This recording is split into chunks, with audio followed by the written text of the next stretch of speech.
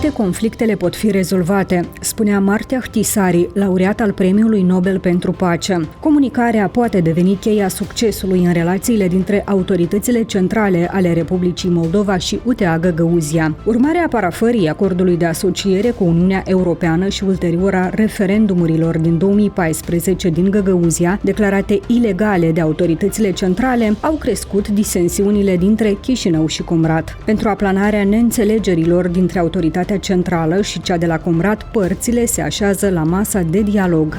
În anul 2015, Parlamentul s-a adresat organizației SEMAI, Fundația pentru Pace, Marti Ahtisaari, pentru oferirea serviciilor de mediere și expertiză în vederea stabilirii unui dialog constructiv dintre Chișinău și Comrat. Astfel, în noiembrie 2015 a fost creat grupul de lucru parlamentar privind Găgăuzia, compus dintr-un număr egal de reprezentanți ai Parlamentului și Adunării Populare a Găgăuziei. Grupul de lucru este o platformă de dialog permanent dintre Parlament și Adunarea Populară a Găgăuziei. Numărul de reprezentare din ambele părți constituie câte 7 persoane. Crearea grupului de lucru are drept scop asigurarea unui dialog continuu dintre centru și autonomie, reflectarea statutului special al Găgăuziei în legislația națională, clarificarea competențelor autorităților centrale și celor ale autonomiei.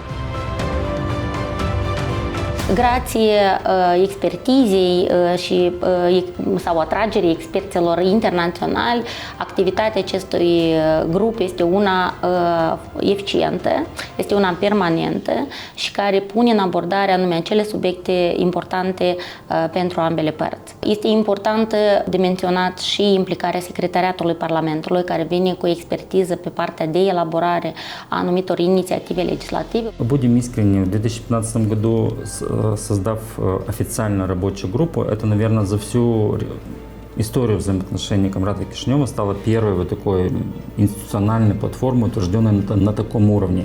Более того, создание этой платформы поддержали внешние партнеры, и прежде всего посольство Швеции и фонд мира Марти Ахтисарая, в лице проекта «Семьяй».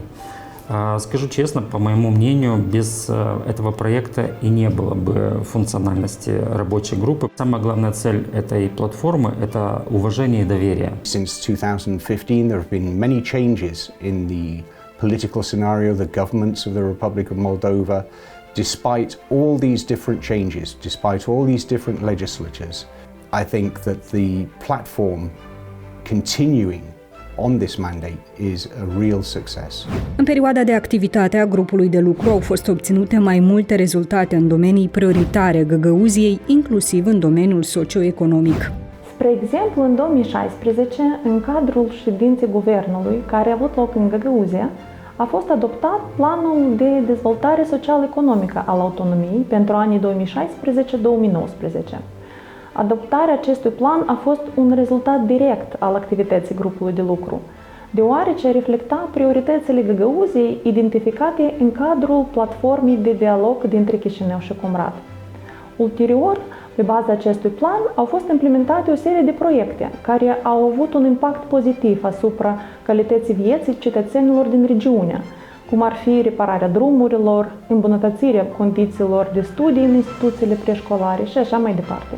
Un alt rezultat a fost adoptarea de către Parlament al pachetului de consultări reciproce. Acesta prevede consultarea de către Parlament a organului legislativ din Găgăuzia cu privire la toate subiectele legate de autonomie în procesul de elaborare a legii. Similar, Găgăuzia poate consulta autoritățile centrale pe diferite tematici legate de legile elaborate de autonomie. Grupul de lucru a adoptat circa 60 de decizii comune. Din 2015 au avut loc peste 25 de ședințe oficiale și peste 50 de întruniri informale. Au fost analizate peste 600 de legi și elaborate circa 30 de proiecte de legi, 9 dintre care au fost aprobate în Parlament.